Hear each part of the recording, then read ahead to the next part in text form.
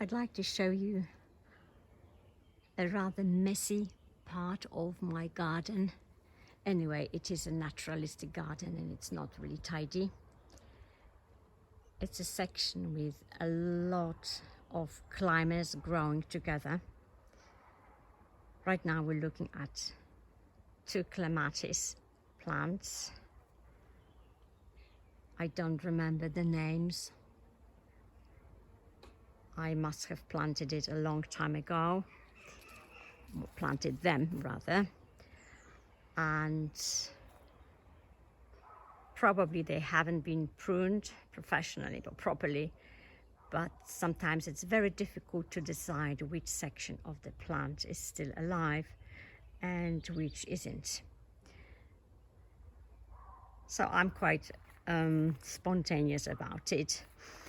I underplanted it with a Belgian rose plaisanterie, which just finished flowering, but it's going to flower later. Of course, now it's resting, but it will flower later for sure. Please take a look at its dainty flower, the last ones. Beautiful.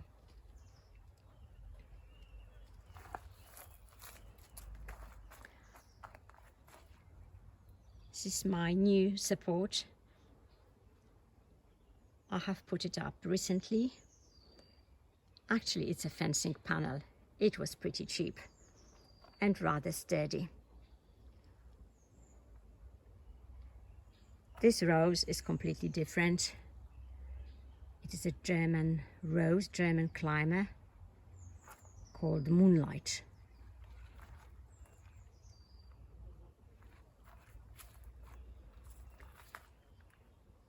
It is slightly open, so bees can access the center of it. It's very healthy, and probably it's going to be rather big in the future.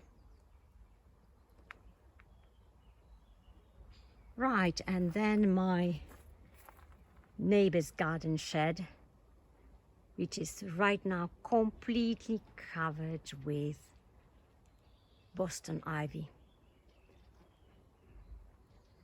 There is a little bit of Virginia creeper there, which I'm not happy about. I have been fighting with Virginia creeper for many, many years. It's extremely invasive.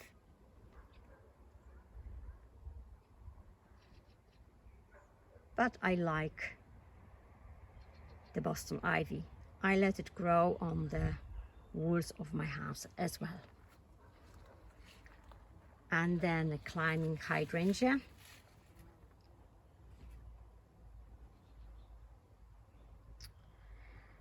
And a clematis Polish spirit, which I'm afraid is suffering from clematis wilt. And to be honest, I have given up on that.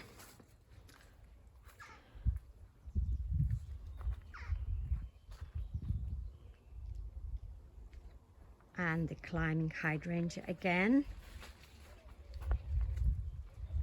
This is the first time it has flowered. It has never flowered before. Beautiful. You know, sometimes I think my vocabulary is really limited because I keep saying beautiful and beautiful and everything is beautiful. Right, so the other side of the shed, Boston ivy again, and a little bit of grapevine.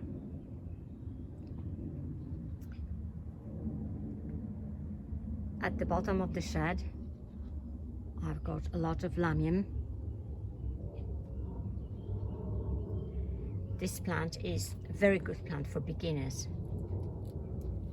because it tolerates shade and poor soil. But we need to be careful because it's very, very vigorous and invasive. So if you don't watch out, it's going to cover your garden in no time at all. Thank you for watching. Bye bye.